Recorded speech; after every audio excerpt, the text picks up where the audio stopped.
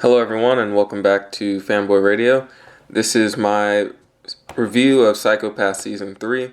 It'll be a short review of the season as a whole.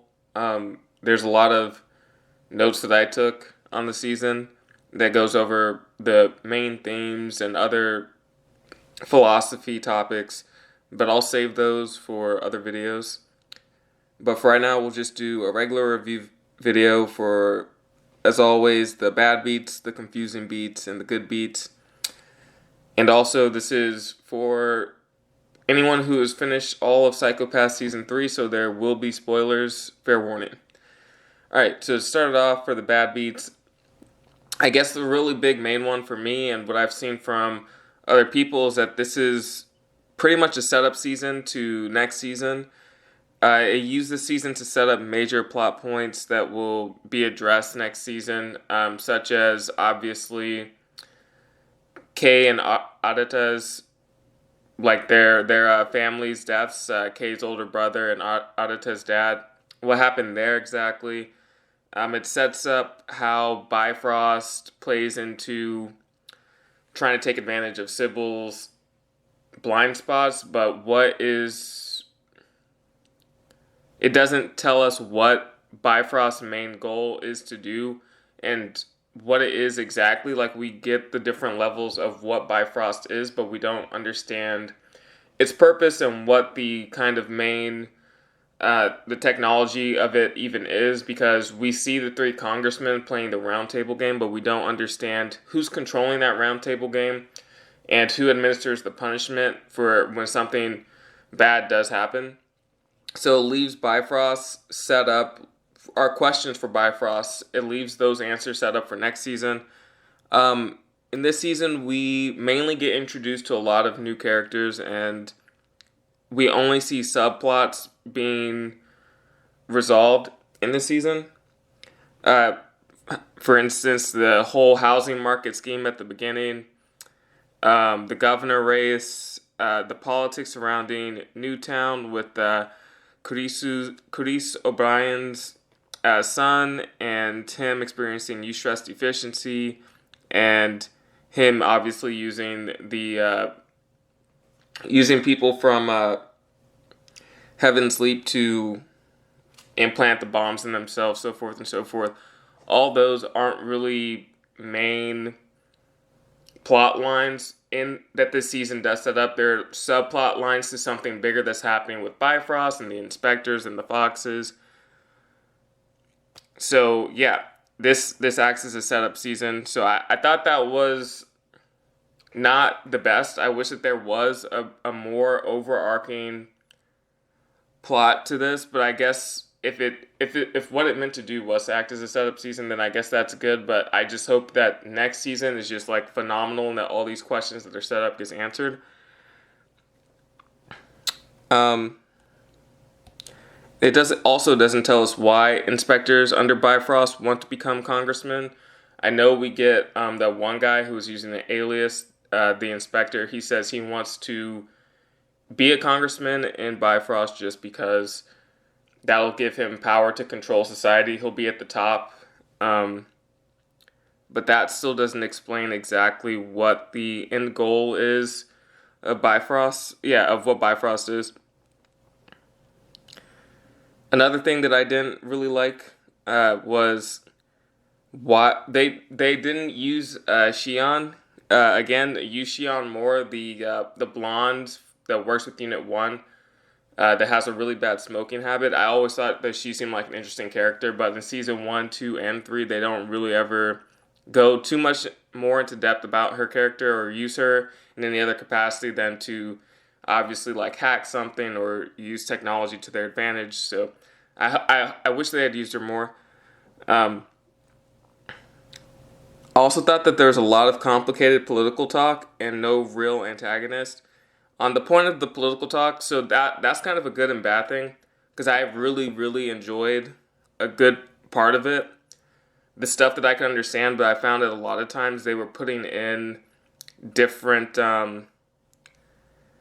really complicated topics, but only explaining them very quickly and not very thoroughly. So I thought it was kind of distracting to try to understand those while also keeping focus on what else was happening in the episode. Also, I didn't understand who exactly are we fighting on the point of there was no real antagonist. We're set up with this kind of story about Adata and Kei's history and what happened to Adata's dad and Kei's older brother. And we set up Bifrost to be the antagonist, but if they're trying to take down Sybil, which we don't know that they are, if they're trying to take down Sybil, wouldn't they be the good guys? Or I guess they're the bad guys since they're taking advantage of people and trying to use them to commit crimes, but it just seemed like we didn't have really that kind of main antagonist or focus on who exactly we're trying to go for. So I thought that was a bad beat, just because it kind of left us as the audience wondering, okay, so are we going to catch that inspector? Are we going to try to stop the people in Bifrost? What is Sybil going to do? Wait, why aren't we still fighting Sybil? It was just that kind of thing.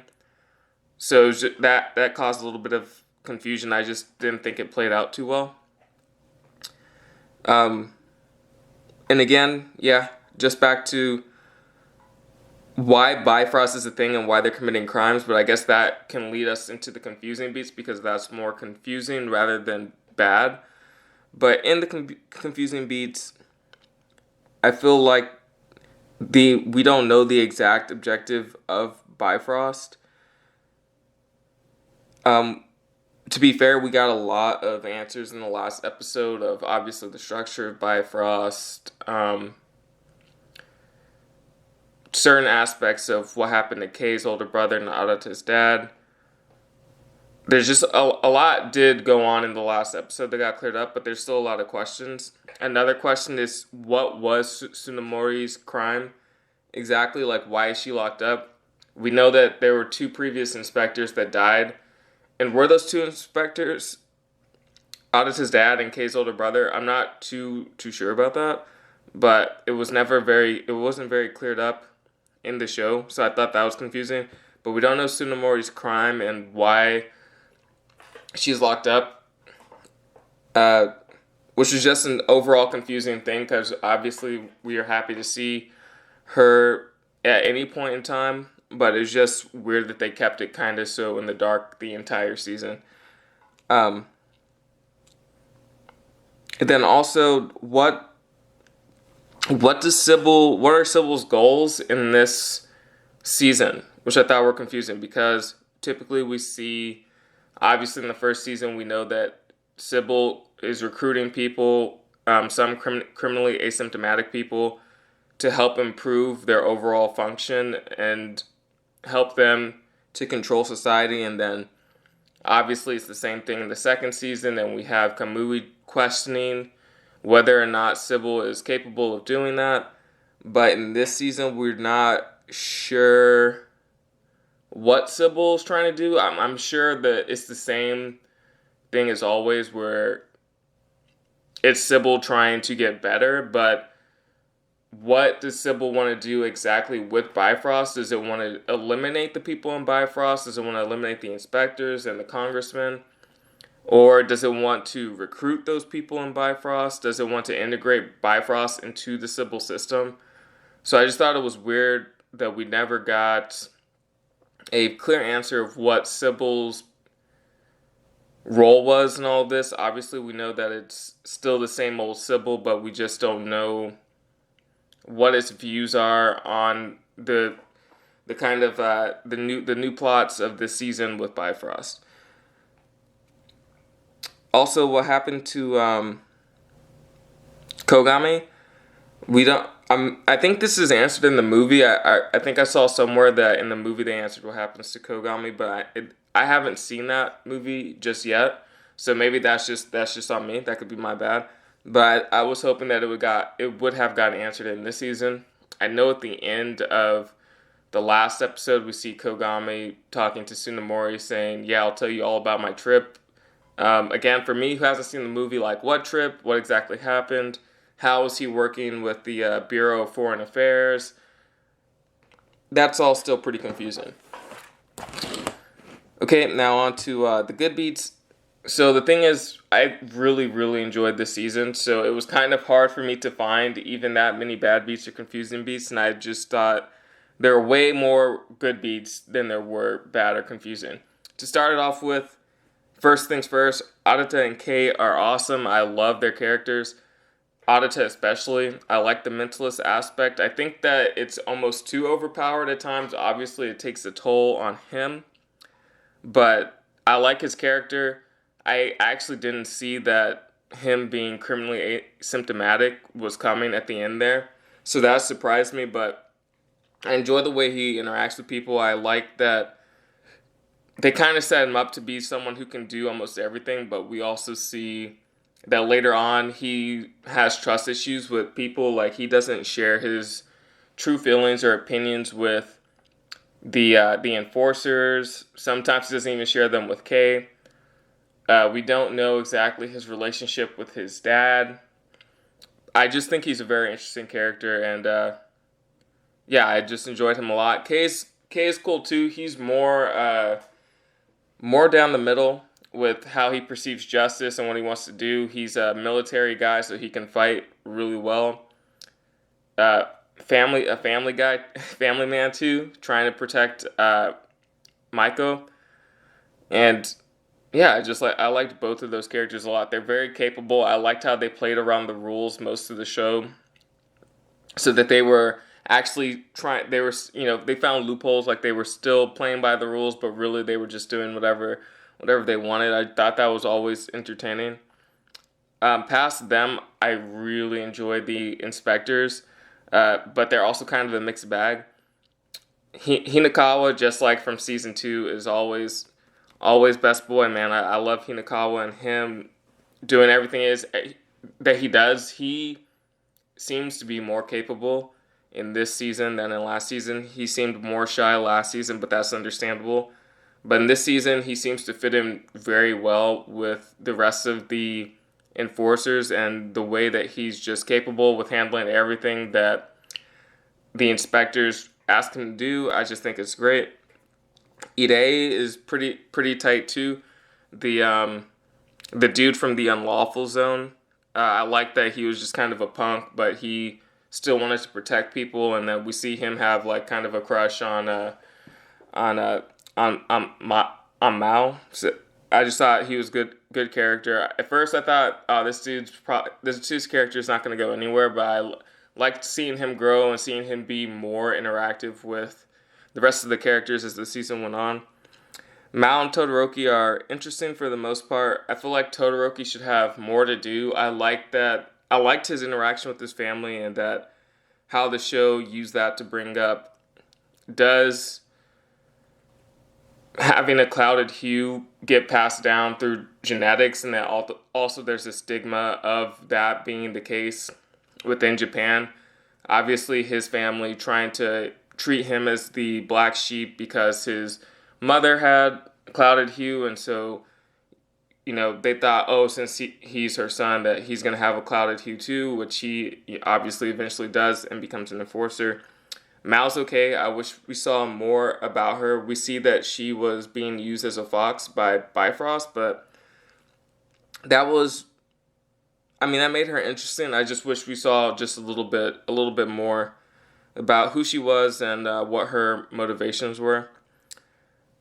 Further good beat was Homura from Bifrost. Seems like an interesting character. He's the young dude always wearing a suit, one of the 3 congressmen who play the round table. I liked his interaction with like I think was his dying dad. His dying dad was saying, or at least kind of implied to us that he raised Homura to be someone who wanted to win the game no matter what happened. And it would be nice to see more about his character in the next season, and that him saying, yeah, he doesn't see humans as clogs in a machine. I wish he had elaborated on that a little more, but I think his underlining goals and like inspirations will probably be very interesting in the next season. Obata, the hacker girl who works with the unnamed inspector, I thought was pretty interesting. She reminds me of Garcia from Criminal Minds, if you've ever seen that. I mean, I'm pretty sure that whoever made Psycho-Pass season 3 got inspiration from Garcia from Criminal Minds, because it's pretty close to being kind of like the same character. Obviously, if you have seen Criminal Minds, Garcia is much nicer, but they look the same, and their occupation and skills are the same. But Obata is obviously way meaner in general, but it's kind of a funny mean. So I liked her character a lot. Obviously, a big good beat for me was seeing Kogami and Ginoza back in action, especially working together. They're obviously very capable working for the Bureau of Foreign Affairs. Seeing them fight the Pathfinders was very cool, but also kind of weird, because the Pathfinders seem like they're 80 years old or something, and I don't understand how they can go toe-to-toe with Kogami and Ginoza. Maybe Ginoza, but them going toe-to-toe with Kogami just seemed very, very odd, but I guess that just speaks to their skills and what their past history is. But again, I like seeing Kogami and Ginoza come back and have a part of the story. Hope to see more of them in the next season. Again, on the part of them adding in so much different information into the show, I really enjoyed. It was complicated at times, but when it wasn't complicated, I really liked, because I felt like I was learning something while I was paying attention to the show. Like on that point of Adata using the mathematicians, or trying to figure out the mathematician's password, which was he spelled his wife's name using a Polybius square, which I had no idea existed, and I looked it up and figured out what it was and how to use it. I thought stuff like that, where they added in at different parts, was interesting. The political stuff was interesting, so it was just really fun as a viewer to watch them introduce all these little tidbits of like information into the show. I also really enjoyed Komiya, thinking that she was the governor. If you don't know who I'm talking about, I like that we thought that she may have been a villain at first, but really she was using a hollow that influenced people's perceptions of her. But I like her character. I hope she's used more in the upcoming season. I like her relationship with Adata a lot. I think it's kind of cute, but I also think that maybe she's trying to manipulate him in a way. But I'm not too sure. Maybe it's genuine, maybe it's not, because obviously when we see them sitting next to the Ferris wheel, it seems kind of like they're kind of into each other a little bit, but then the next time they meet each other in like the last episode, it seems like she's a little colder, but at the end she gives him a present, and it's just like, is there actually a thing here, or is she trying to manipulate him for another purpose? And then on the last beat, I just really enjoyed the politics and the commentary on how it trickles down through society. By that I mean just all the politics about the two different parties and who endorsed those parties, and the kind of anti-immigration versus pro-immigration policies, and whether segregation or not is bad, and how even in a perfect society, the issue of immigration becomes kind of dicey for people who are like, oh yeah, all the problems that happen with our society are because these immigrants are trying to come in. When, you know, if you maybe that's not your opinion, but it's my opinion that I don't think that that's necessarily the case, especially when it's kind of like biased, like that old man when Kay was in the hospital and he was like, what, he was treated before I was, these immigrants are like messing up our country. It's like, dude, relax, it's not that serious, and that's definitely not even the case, so you need to calm down. But I like that it seemed very realistic to just real world problems. But yeah, all the politics was great. It seems like you can even kind of make a connection that Bifrost is kind of maybe the 1% of society in Japan where they are controlling like the housing market and the infrastructure, and like, oh, we should endorse this and use that to endorse that, but they're kind of betting on it. But any small thing that they do affects the world around them. And then we also see the complications of the governor and her, like, she may be a good person, but she even had to lay off her secretary, who was an immigrant, for the purposes of keeping face with her party. So just stuff like that, it was very interesting to me, and I really enjoyed how they integrated it into the story. I thought it was great. But yeah, that's it for me, guys. Um, Overall, I thought this was a fantastic season of Psycho-Pass. I thought it was better than season 2. Season 1 still kind of like number 1, but I thought this was a great addition. Uh, Overall, I thought there was way more good than there was bad, and I'm excited to see the next movie or the next season or whatever is coming next after this part of the story. So, that being said, if you enjoyed this, please like and subscribe. I'll try to put out more more content about this. I'm also gonna put out different videos on Psycho-Pass, going more in depth into the main themes, stuff about mentalism, immigration, mental health, all that kind of stuff. So look out for those videos, and thank you for listening. Have a good night, and I'll talk to you later. Bye.